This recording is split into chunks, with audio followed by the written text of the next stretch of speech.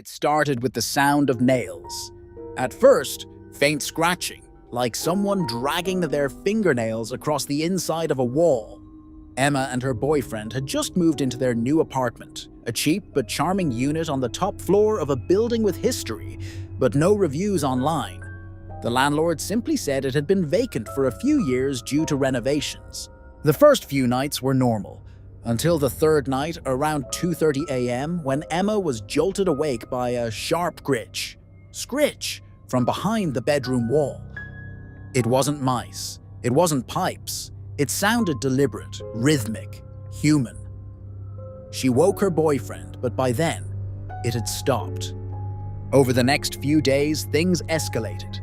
The scratches became louder, more frantic, echoing through the halls. Then came the marks. Thin, fresh scratches appeared on the wooden floorboards by the bedroom door, then inside the bathroom, then right beside Emma's side of the bed. 3 perfect claw marks in a straight line. Her boyfriend thought maybe she was doing it in her sleep, maybe with a ring or something. But Emma didn't wear any. One night she had a dream, or what she thought was a dream.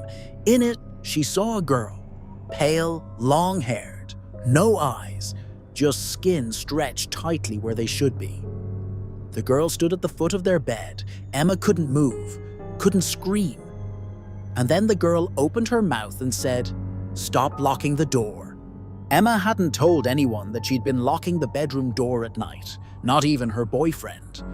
The next morning, she found scratches on the inside of the door, deep, raw gouges, as if someone had been trying to claw their way in, but that door had stayed shut all night.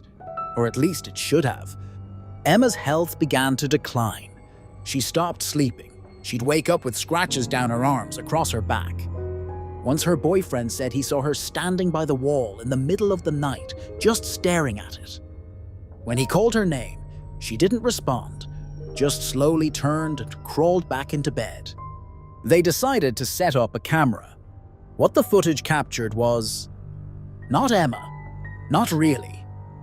At 3:08 a.m., Emma sat up suddenly, her eyes wide open but completely black. Her mouth moved, whispering something unintelligible. Then she climbed out of bed and crawled, on all fours, to the corner of the room. That's when the wall cracked. Literally split just slightly. And something reached out, a pale hand covered in blood.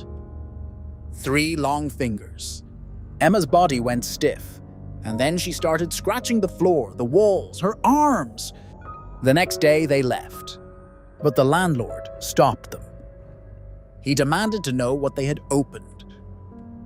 When pressed, he finally admitted, years ago, a girl had died in that building, not in their unit, but in the walls. She'd been hidden there by her father, starved, forgotten. She'd scratched until her fingers were bone. And apparently, she was still scratching. Emma and her boyfriend moved out, but the new tenants didn't last long. No one does. Every time someone moves into that unit, the scratching starts again. And every time, the same thing is left behind when they leave. 3 perfect claw marks across the bedroom wall.